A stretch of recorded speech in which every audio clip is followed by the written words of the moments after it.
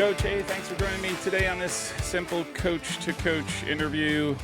Appreciate you not ditching me like I ditched you on Monday when we were originally supposed to talk, but I kind of got sucked into doing some reffing and completely forgot our planned interview date. So thanks for accommodating my total screw up.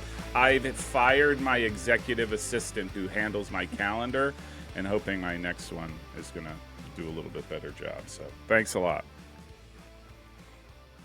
All right, Coach. Hey, so I usually start out with this simple one, especially with new coaches. You're not a new coach, but a new interviewee.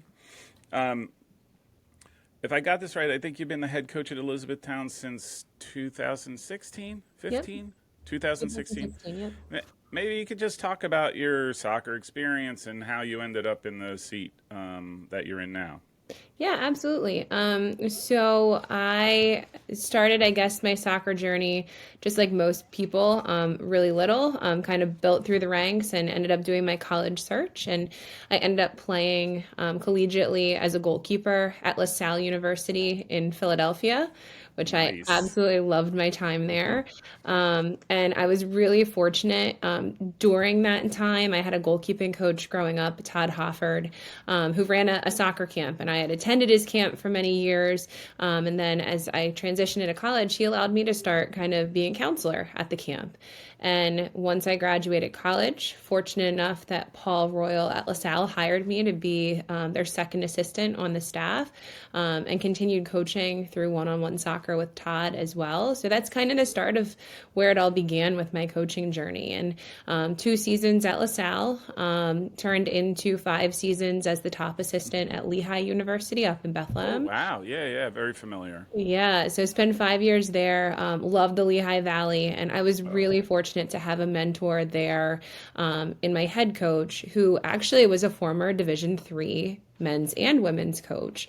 And as we started talking about the next steps in my career, I'm very, very passionate about the balance of student athlete. I really want to make sure that my students that play for me, it is well rounded, because at the end of the day, like I'd say 99.9% of them are going to end up being doctors, teachers, occupational therapists, not necessarily a professional soccer player. My hope is that they all continue to love it, but they're going to go professional in something else, kind of like that NCAA slogan says. And Yeah. Eric was great in when E-Town opened. He had coached at Moravian for many years, and he had such a respect for E-Town, their athletics, and especially the men's coach there, Skip Roderick. So our men's coach, Skip, has been in the game. He just finished his 40th season this past year. But Eric encouraged me to apply, and it was kind of funny. My mom is an Elizabethtown College alum. She's the class of 82. So this has been kind of weaved into the fabric of my life the entire time. And, getting to E-Town and being on campus and meeting with our athletic director, and the other coaches, it became really apparent to me that E-Town was going to be my next step. So it has been a fun journey to be able to take over a program that historically has had a lot of success, to be able to kind of add my own spin to it, rebuild in certain years, and then obviously like get to deal with COVID. Yeah. That Oh my was a gosh. really, really interesting challenge that I think Yeah. every coach in the country had to find ways to deal with, and probably are still dealing with some of the after effects of those seasons. Yeah. The whole COVID thing, I forget who was telling me, like they went in, they became a soccer coach and turned out they ended up being a therapist, a counselor, for a good year and a half because of that whole thing. And it's things that they totally did not expect of their experience. But that's interesting how that's interesting. First of all, the Lehigh Valley, what a beautiful place. Like you can't go wrong for anybody who's not been there. My sons have played games there on the grass fields, right? Yep. Like it even those practice fields are kind of immaculate, but Yep. what a great place for a soccer experience. All right, so now we're going off tangent, off course already. How significant the difference do you think it is between players who are Division 1 versus players who are Division 3? First of all, that's become a big thing for me, like intellectually just thinking about, because I don't think the difference is that significant. But anyhow, I'll let you go. No, in all seriousness, I think that sometimes we really expect that the differences are ginormous between the two divisions. And I mean, in some ways, yes, there's a huge athleticism sometimes, like and natural athleticism. There might be something really special that the division and more special things that a division one player can always put together. But Hmm. when it comes down to it, like even on my teams at E-Town, we've had some players that I think can make division one rosters. I think Hmm. that we had one that graduated in 2020, as an occupational therapy major. She was an All-American for me. Like, do I think that she could have played at a mid-major Division One and had success? Absolutely. But I think it really boils down to what the student athlete really wants out of their experience in college. Hmm. And I mean, there's some differences that might be between. I mean, it definitely is an adjustment, like recruiting for like the Patriot League versus recruiting for Yeah. D3, because it's really more about like what kids can I really what's going to be my wheelhouse in recruiting, Hmm. Yeah. versus like just the sheer athleticism. But I mean, yeah, I'd say Division One. Like if we were to play, like if E Town were to play a Lehigh, I think obviously Lehigh's going to win. I can tell Hmm. you that, like just where we are right now. And actually, the first spring that I got to E-Town, Lehigh played Messiah. So here's a really good example of Hmm. top level Division three soccer playing Hmm. against a Division one team. And I'd say for the first like 15, 20 minutes, Lehigh dominated. But there wasn't like this giant drop off between Drop the off. Yeah. two. It's when the depth comes in. Like Yeah. Messiah's depth and Lehigh's depth are very different. I think the game ended up 3-0, 4-0 in that spring. So a game that doesn't, it's just a great scrimmage. But I think that's really where it is. Like person for person throughout the entire roster, you're just deeper at Yeah. Division One with more athleticism, more skill, a little bit more talent. But again, it's not so significant Yeah. outside of the Power Five. Yeah. Yeah. It's not so significant that it's, oh my gosh, like I should never even consider D3. Yeah. Yeah. Well, that's interesting you say that because I think that there is, and right or wrong. I mean, this is just observational, and what do I know? I'm just a guy behind a screen for the most part. Um, I think that there is this impression that again, right or wrong, the Power Five is what all of Division One is, and that is so far from the reality, both in terms of soccer skill, but also just sort of like the aura and all that kind of stuff. I mean, there Oh, are, yeah, 100%. And I mean, you've got to really dive deep into each of the conferences because each conference is a little bit different. I mean, there were right, years, and it was prior to me getting into the Patriot League, but there were hmm, years that the Patriot League was just like the Ivies and didn't offer yeah, scholarships. yeah, I mean, so they would be very comparable to what Division 3 schools are, that you might have some merit academic aid, but you wouldn't actually have athletic scholarships. And I yeah, mean, if we want to be really true, like I use Lehigh as an example because I coach there and have been there hmm, and I'm pretty familiar with the team, even now, like just following their yep, results. Like there are definitely Division 1 schools that I think our program could stand toe to toe with on given yeah, days, and yeah, maybe win, maybe tie. yeah, A 1-0 loss is still a yep, great result in those moments. hmm, There's definitely like Division 1, just like Division 3 or even Division 2. It runs the gamut. You're going to have some yeah, annual powerhouses yep, that like are just very, very good, and then you're going to have some that, depending on the year, it could be a really down year, and hmm, the divisions, there really isn't that big of a huge difference once yeah, you yeah, get outside of that Power Five. I do think that they, yeah, no, Division 3 schools are not going to touch the talent level of the Power Five. Like yeah. that's not even going to be a fun game. No, no. Some, I would argue, even some national teams aren't going to touch the talent of, Right. Oh, right, I like of the agree. Power Five. Like it's just a reality. But um, the other thing too, which is a big in my craw lately, and I think it's because I also have an interest in just sort of youth soccer and just sort of how it's structured, all that kind of stuff. But the 99% of kids, and more, it's like 99.999% of kids after their collegiate career are going to be professionals in other things.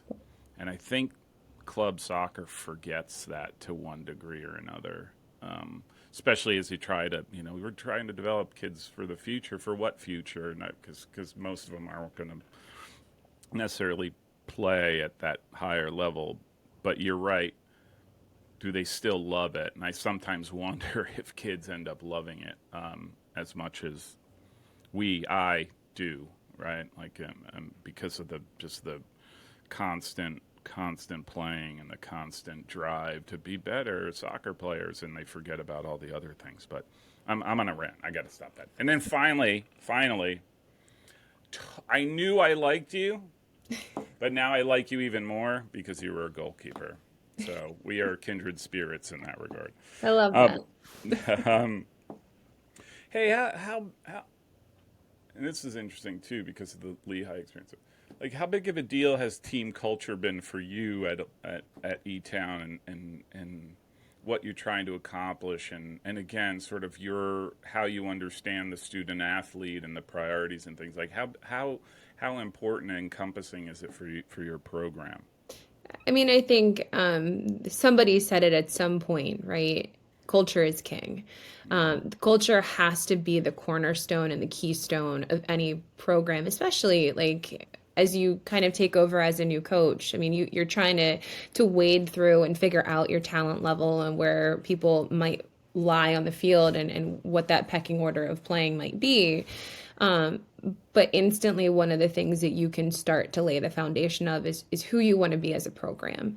And when I took over in 2016, I had my 5 weeks of spring that we get in Division III, or that we used to get. We get more now. There's not weeks, and I love that. Yeah, no weeks. It's just days, right? Yeah, just days. But I had my 5 weeks, and we probably had at least one, maybe two meetings a week that was talking about who we wanted to be. And for our program, we came up with 4 values that are really important to me, but also that all of our players have bought into and continue to learn more about. Are we perfect at them? Absolutely not. But the goal for me as a coach is to help us develop those things over the course of a career. So the 4 values are together. So we want team first players that are unselfish, that want to do things for the team, for the program. Accountability. So we really want to teach that piece of individual, but also team accountability, that I'm not just responsible for doing the right things myself. I also need to be encouraging and helping the people around me live up to the same standards. And then trust. I'm going to be honest, trust is probably the most important one of the 4, because you can't have a team that works together without trust. And it's not just like, hey, I trust that you're going to catch the ball if it comes at you, or I trust that if the ball comes to you, you're going to put it in the back of the net. It's that raw vulnerability. I mean, in the 5 dysfunctions of a team, there's a book that is the base of the pyramid, right? And trust is that absence of invulnerability, that you need complete and utter vulnerability. So like when somebody fails a test, I mean, most of us are recruiting high achieving students. And in high school, if you were to like not do well in a test, like the first thing that you do is just be like, crap, I got to study harder. And you don't really want to spread that too much, that you've not done well. And even our freshmen coming in, like that's just like their innate reaction is, I don't really want to tell people that I haven't done well on this test. I'm just going to study harder. But you end up sometimes building yourself a mountain. And whereas if you'd be vulnerable about that, hey, I didn't do so well on this chemistry test.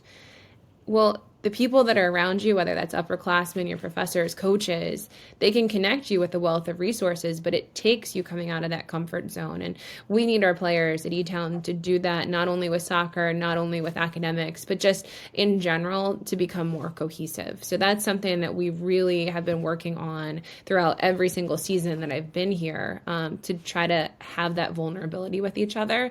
And then because we're going to make mistakes, because we're not perfect, because there's going to be times that your back is kind of against a wall and you might have seen a failure, you know what, we also have to be relentless, and that willingness to stand back up, get 1% better every single day, and be resilient and persist in the face of challenge. I mean, that I think is huge, especially coming out of COVID. Like that has been a word that I have constantly been hearing, not only at E-Town, but also in other coaching circles, is really that resiliency that is needed, because sometimes we're missing that at Yeah. times. Yeah. Very, very true. I think, I don't know, this is probably, again, one of my rants, but I don't want to, I think people have forgotten a little bit about in face of adversity, you just got to keep plugging away. And because you're not going to, like you said, you want to get 1% better every day, because sometimes incrementally over time, that's how you overcome obstacles. And I think sometimes we forget that. Again, that's a little bit of a rant, but I don't want to. Well, I think too, like one of my friends the other day, like he shared a quote that someone wrote in a note to him.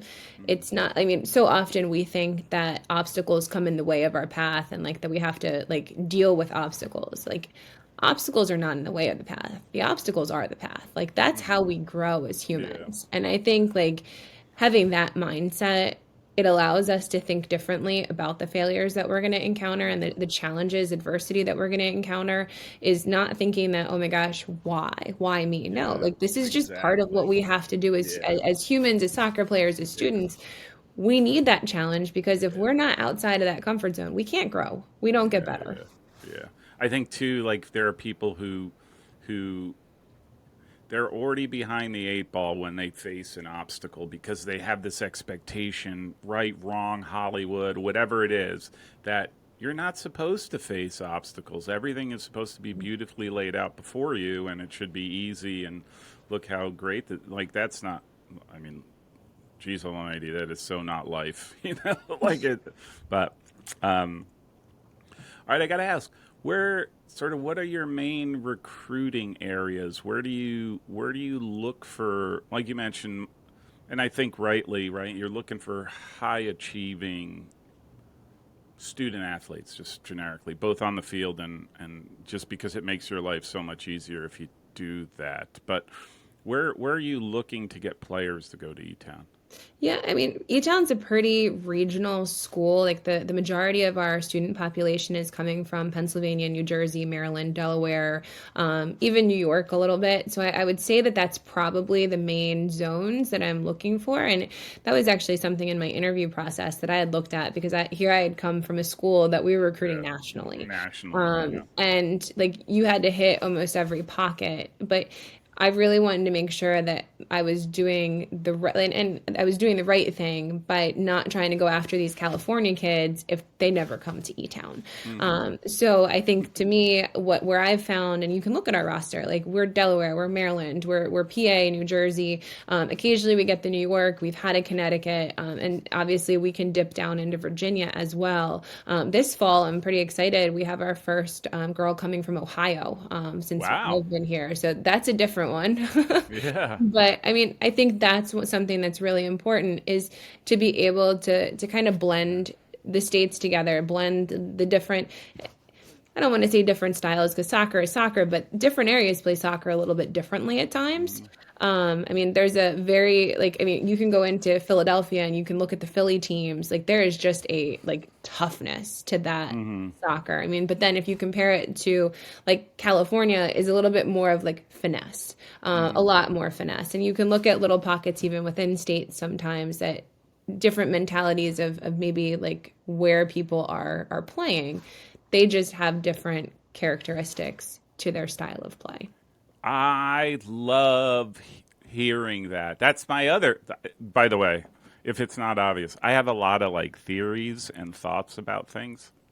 My latest one, I used to ask, have players gotten better over time? So, I'm basically from the 80s. So, have players, comparing a player from the 80s to the player now, if the player's gotten better? My latest thing, I don't even care about that anymore, because what does that matter, right? Like, I was the best player in the 80s as far as I was concerned.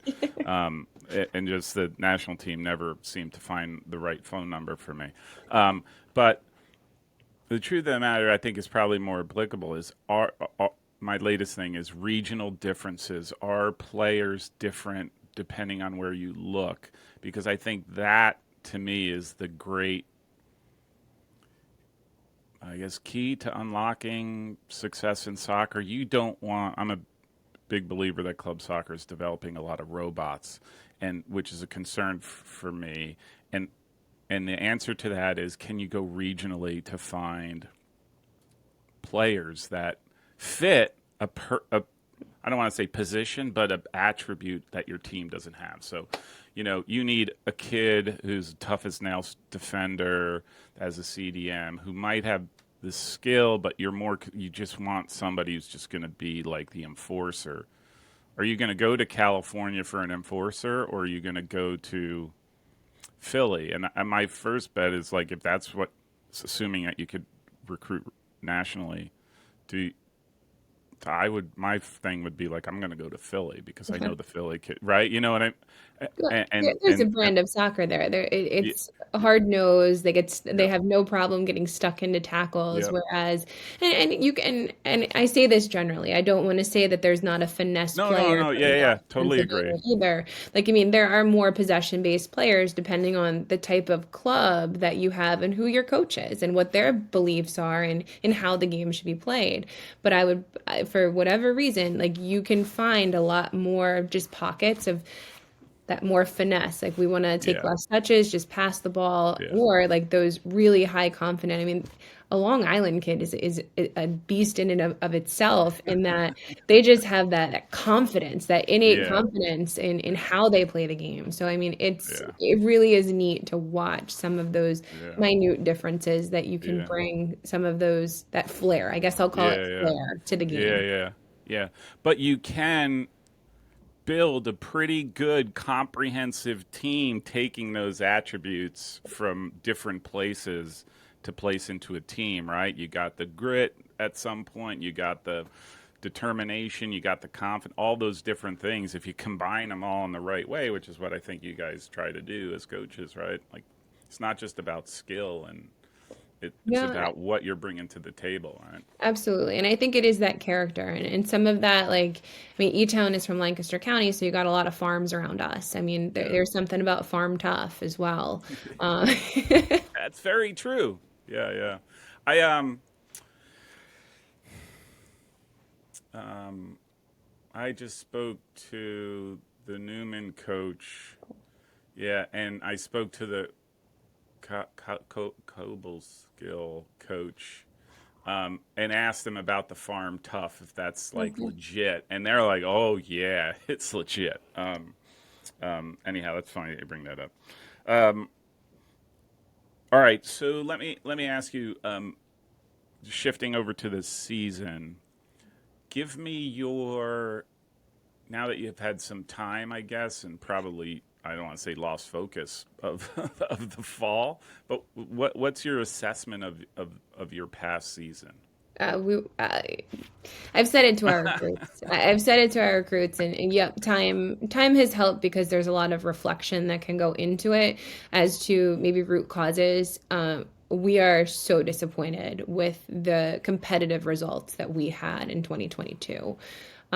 It's just like that was really off brand for us. Do I think that there are a lot of things that maybe piled into it? Sure, absolutely. In 2021, we were fortunate to build out of that COVID gap year, right? And we were able to compete for a championship. Winning in 10 rounds in the semifinal of PKs. That was a whole new experience for me. And then competing against Scranton, Yeah, absolute like phenomenal program in our phenomenal. Yeah, conference. love them. But competed against Scranton in the championship and then watched them go on to a Sweet 16. And I mean, I think that in that year, we had quite a few. We had two fifth years, so super seniors. We Hmm. had five actual seniors. And then we also had one junior who, at the end of that season, realized, hey, I have enough credits to graduate early. Oh, So she did not come back for her actual senior year. She graduated after her junior year. So we ended up losing eight. And out of those eight, I would say probably 6 or 7 were regular, like big time Contributors. Yeah. contributors for Yeah. us. And there's that leadership that you lose going into 2022, but there's also this air of success because that was our first ever landmark championship game. Mm-hmm. E-Town had played in the MAC, but we had never qualified for a championship game. Once we had made it to the landmark, we always got stopped in the semifinals. Probably because we always played Scranton in the semifinals, but uh, you know, we always got stopped in the semifinals. So there was that air of success, Mm-hmm. and with two of the classes really that being their first season, we talked a lot after the season of me just trying to understand their mentality because as a coach, what's the first thing I do? I look in the mirror and say, what the heck did I do Did to I do? and like, trust me, I came up with a laundry list of things that I know I can do better, that Yeah. we can tackle in this off season and we've started to Mm-hmm. tackle. But probably one of the most vulnerable conversations, if we go back to that trust value, Mm-hmm. was they really started opening up about how, coach, like many of us in our high school or club careers, like getting to a championship game was like the pinnacle of our success. Very rarely Mm-hmm. have any of us actually won a championship because winning championships is hard Yeah. and Yeah. not a Yeah. lot of people get to do it. And they were like, so we kind of like said, what we did, it was enough and it was good. And we became a little bit complacent. Mm-hmm. And that was this light bulb moment for me because for me, it was, I got to a championship game. I've led us to a championship game. I literally just watched us lose in a championship game. I'm going to stand there. I'm going to soak up the atmosphere of Scranton celebrating and lifting that trophy and all of that good stuff because that is going to fuel me for the next 365 days to get better. Whereas they looked at it They like, were like, "This is awesome." yeah. Yeah. And I think they were disappointed. Please don't let No. me, Yeah. like, Yeah. Yeah. Yeah. I I think get they were you. disappointed that they didn't win it. But I think they just thought it happens Yeah. and didn't see the work that those Yeah. fifth years, those seniors, and even the junior had put in, but mainly those seniors and the fifth years had put into building this culture and building better, better, better.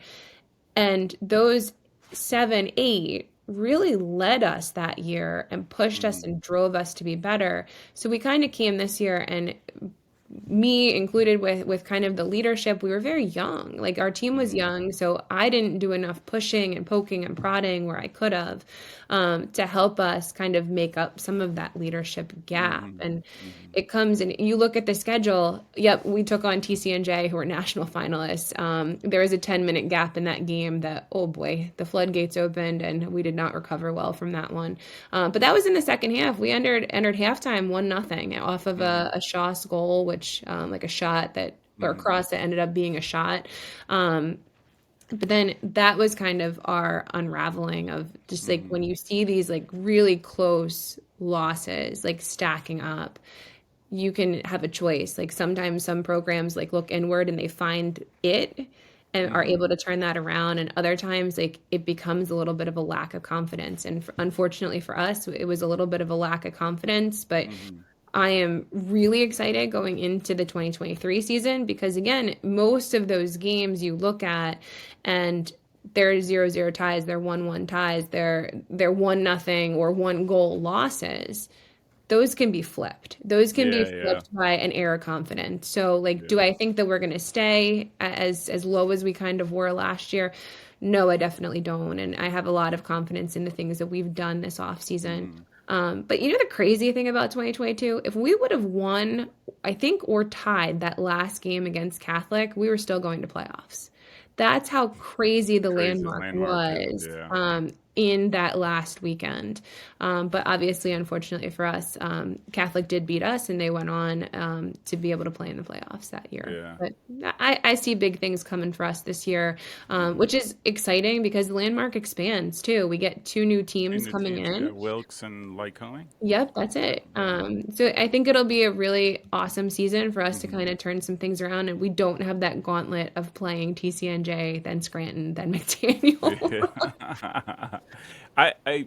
So that's the thing I always look at schedules is like good year, bad year doesn't matter. To me, it comes down to a bad year. It ends up resting on your close games, right? For whatever reason. And I counted 6 games that was a 1 goal differential, and just flipping those, now your record becomes 11-3, 11-4, and 1, or whatever the case may be. That's a very, very different season, Yeah. just by changing those games. And Yeah.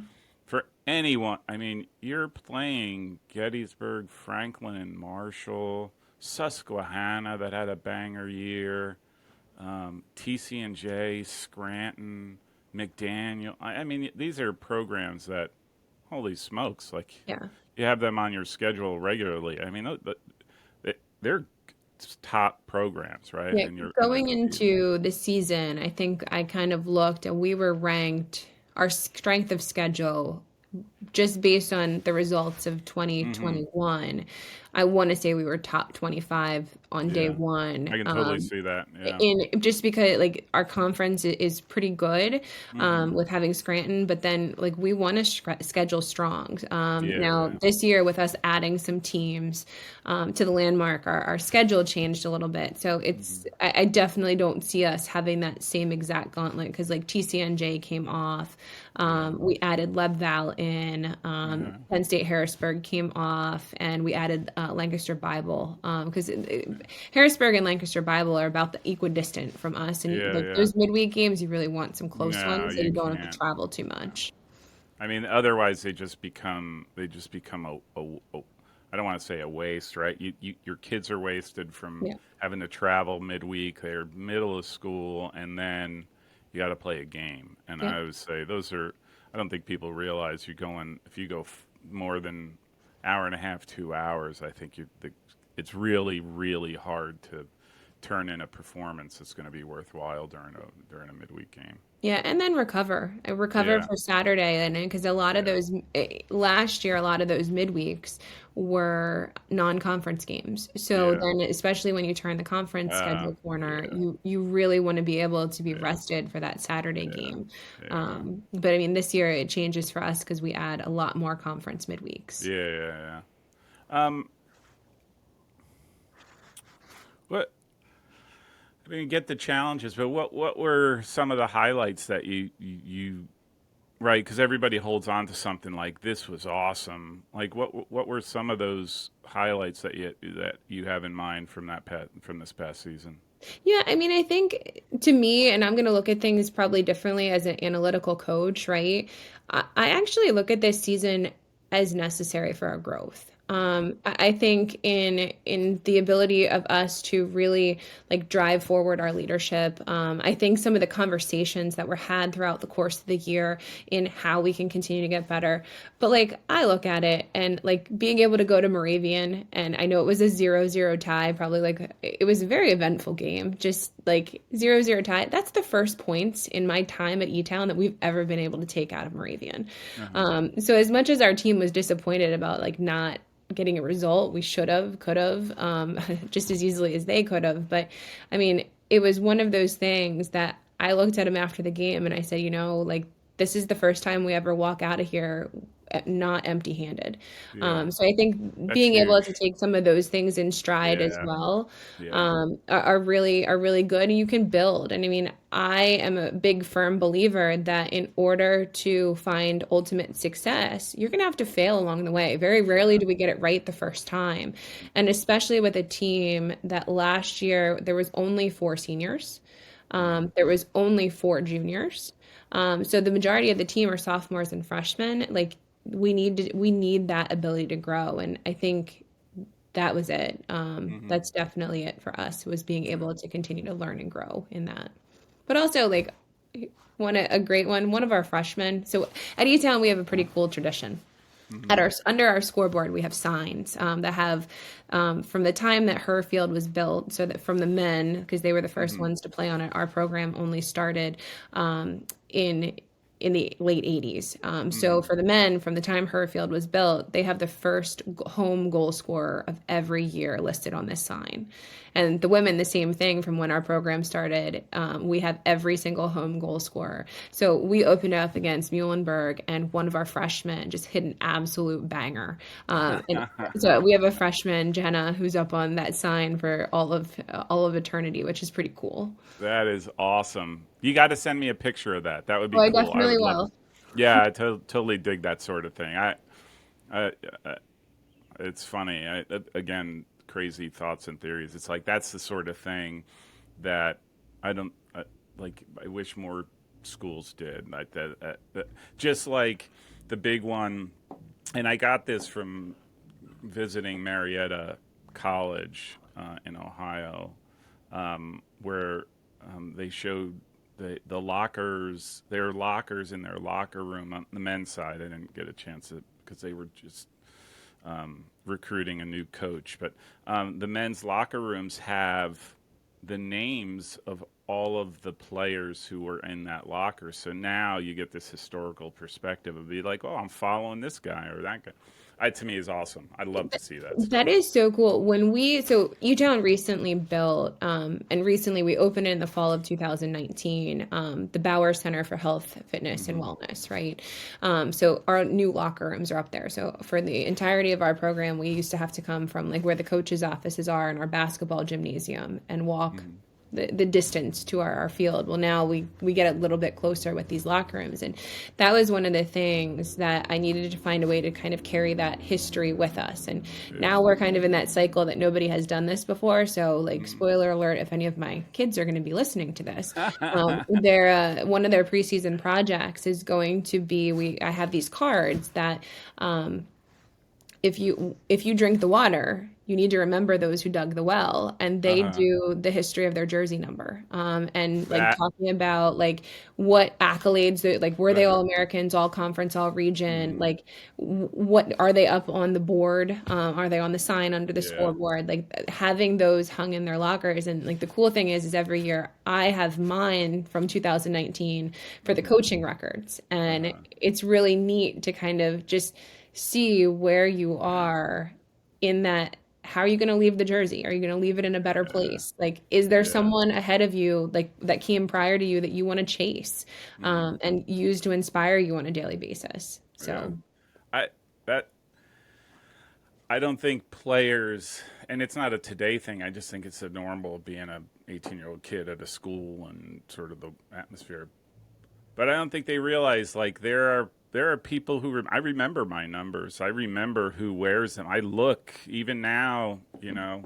My 30th anniversary of my 24th birthday. I'm still looking and saying, "Oh, who's number four? Who's number four? Number seven? Number one?" I want to know who those numbers are. And like that kid has got my shirt on, whether they realize it or not, right? So that's and all. if you go to games, like I mean, I have not been lucky enough to get back to LaSalle for an alumni Hmm. game recently, just because typically they happen on our spring play day.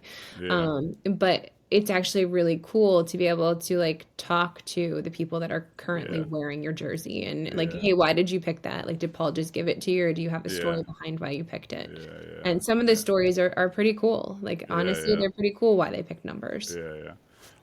It gives you the color. It gives you the fabric of what you're there for, right? In the whole program, it's not just kicking a ball. There's so much more to it. So, like I said, I'm uncommitted. So if you do need me, I would gladly do the research history of my number. You just let me know.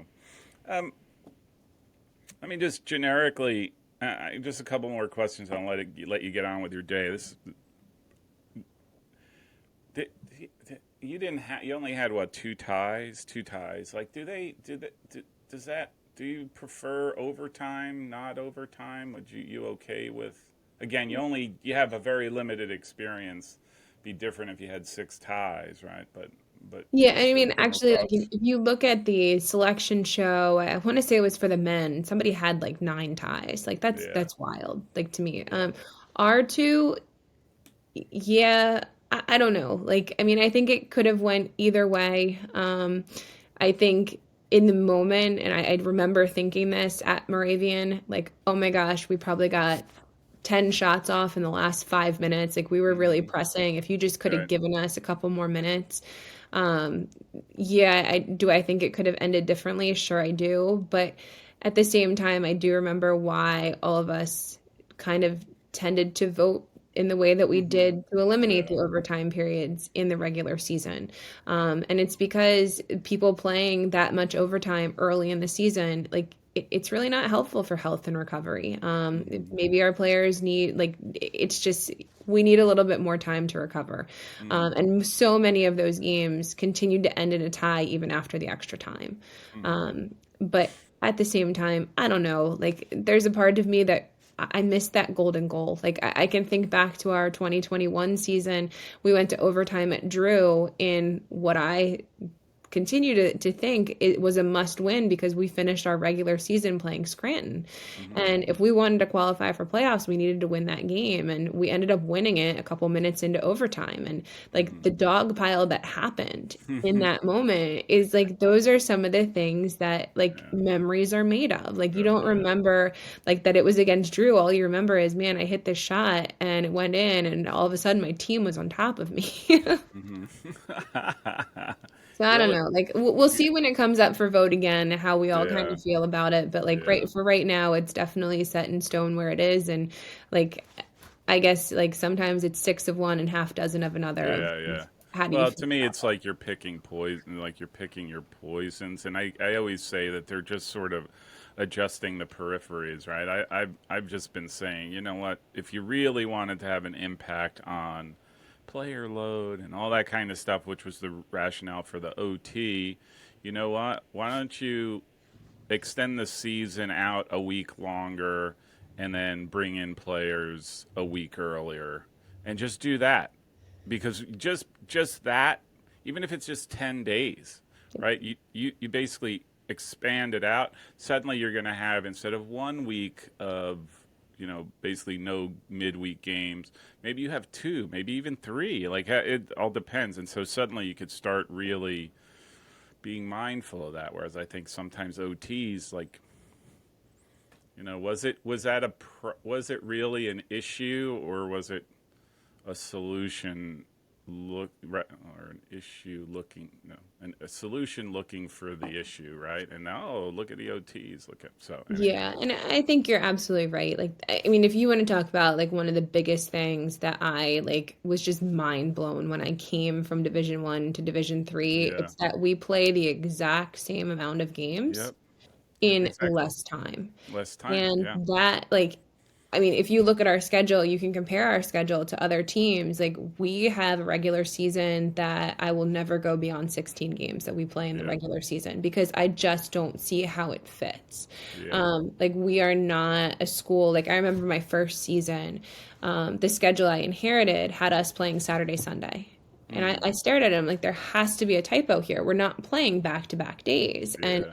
like, we're playing Saturday, Sunday. Well, I mean, from a coaching aspect, you don't even have time to scout who your opponent No. might be because they haven't even played a game yet. No. Yep. I mean, that was such a challenge. And then just knowing, man, we're going to be like really rotating on that Sunday game because Yeah. there's no way somebody can play 90 minutes and then turn around and do the same thing again, Yeah. at the same level anyway. I mean, Yeah. even at Division 1, like when I was in college, we were playing Friday, Sunday. That Yeah. Saturday, like that Sunday game was still definitely harder, but you Yeah. still had that day of rest in Rest. Yeah. between. And I mean, again, like I think if you're really concerned about the welfare of players and their health and their recovery, it really is about extending things and adding more time and Yep. recovery than it is Exactly. about like, I mean, Yep. how many games on average typically tend to go to overtime?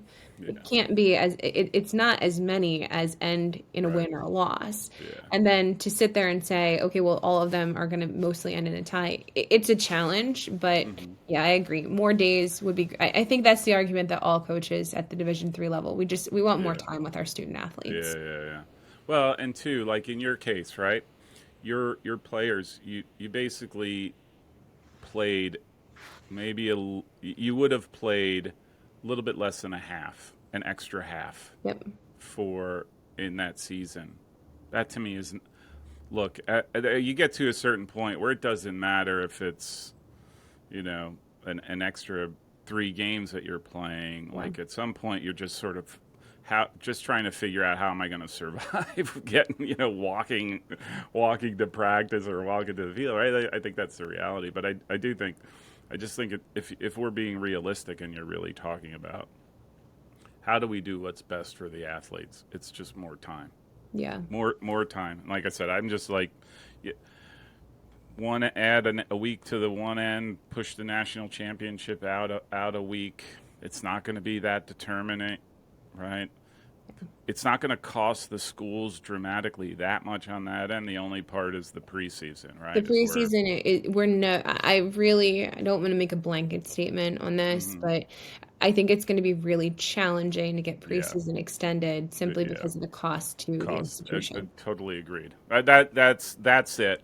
That front end to me is where the problem is, Yeah. not so much the back end because Yeah. you're already in school. All Well, the costs and you've you're already already at your incurred. peak Yeah, fitness at that point. yeah, yeah, yeah. I Yep. think the hardest part is the beginning of the season. Yes. Agreed. When maybe people are, I mean, we're not as fortunate in some ways as the spring sports. Now, don't get me wrong. I do not wish to be on a turf field in January, in like all the snow gear that I possibly can, or to be practicing. So like we are fortunate in many ways, but Yeah, yeah, like, to be able to be a spring sport that you have the fall to kind of build and kind of like yeah, poke and prod players back to like yeah, where they need to be, have a strength and conditioning coach working with them, yeah. to get them back to where they need to be versus Hmm. us that like that hope and prayer that everybody is doing what they need to do over the course of the Yeah, yeah. summer to return and like not just be fit. Like I mean that I think is obviously every coach's hope, but it's doing the right things to be strong enough to Yeah, withstand the impact that the season's about to have on your yeah, body. yeah.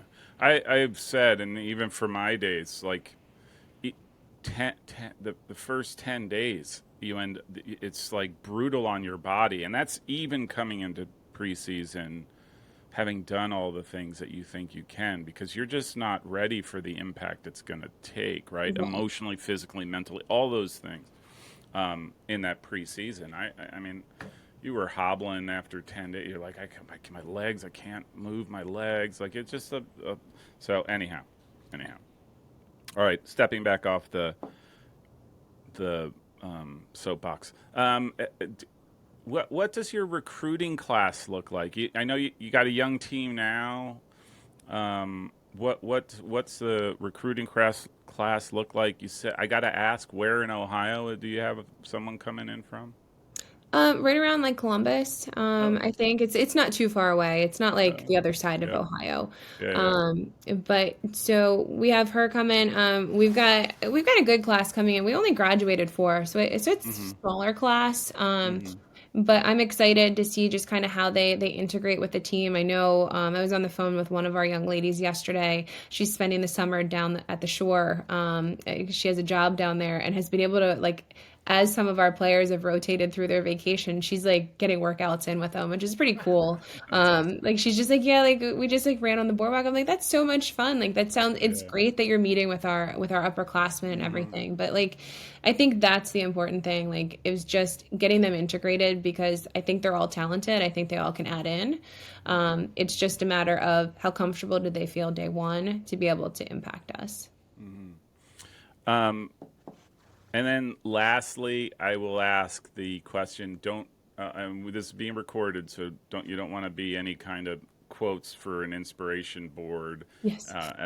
for some of your competitors. But what like, do you have any goals that you can share for the fall? Like what you based on what you've done in the spring, like what you're hoping that Yeah, I think turns around. I don't know that's the right word. Like gets you the right motivation, gets you in the right frame of mind for the I fall. think one of the biggest things is living up to our mission of developing phenomenal women and Mm-hmm. champions, being distinctive regionally and recognized nationally, which I know we will. Like academically, I just applied us for the Team Academic Award again. Mm-hmm. But we want to do the things that like have the character parts that are going to allow us to be a great team.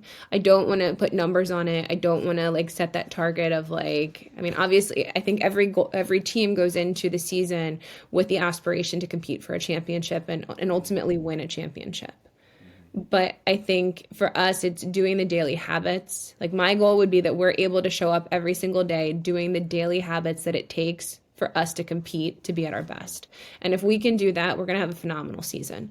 But do I want to put numbers on it? No, probably not. Just because, like you said, I don't want to be that inspiration board Yeah, for yeah, other yeah. teams.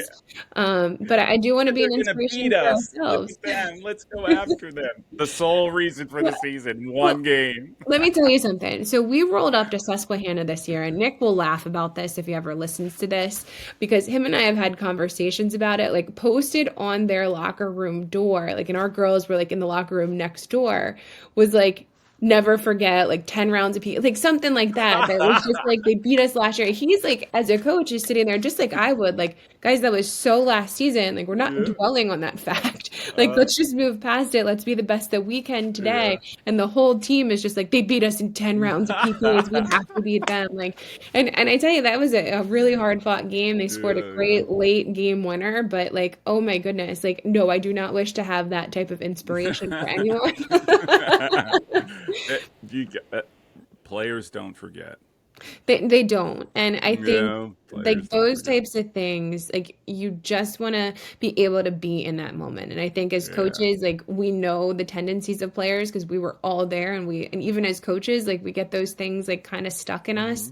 Yeah. But I think as a coach, like you want to just kind of remind them, we just have to stay the course. We have to be Yeah. ourselves. We have to do Yeah. those daily habits, and live up to our best, and just compete with ourselves. Because if we Yeah. just keep getting better, we will be fine. We will be Yeah. able to Yeah. compete. We will be able to hopefully qualify for playoffs, but we'd Yeah. be able to qualify for playoffs if we're at our best, Yeah. on a daily basis and doing the things that it takes. And like the things I know of what we put in place this spring, and huge, like we got our first ever strength and conditioning coach that actually Wow. wants to work with athletes Uh-huh. in the past year. So, I mean, hats off to Jeff and Nate for what they do with our girls.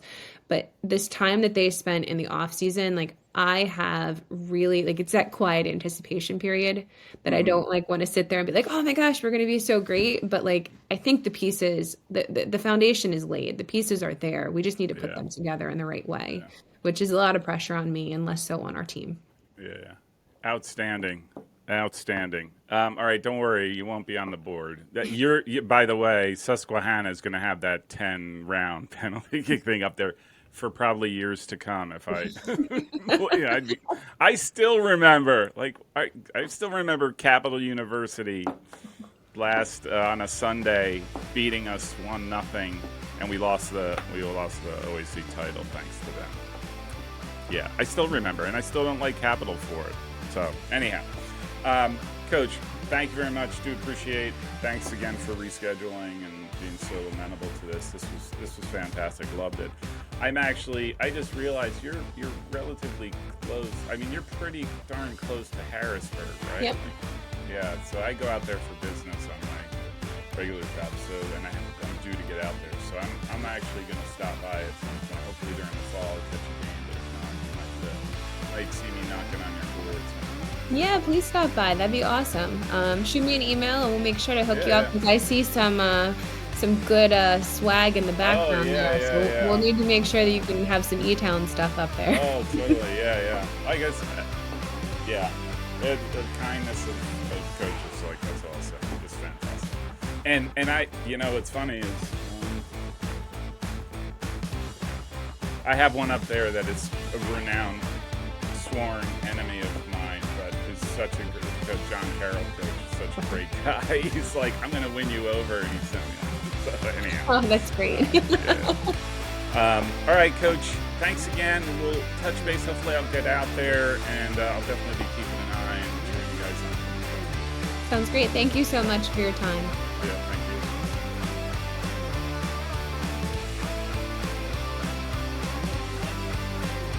If you like this show, make sure you subscribe so you don't miss future episodes.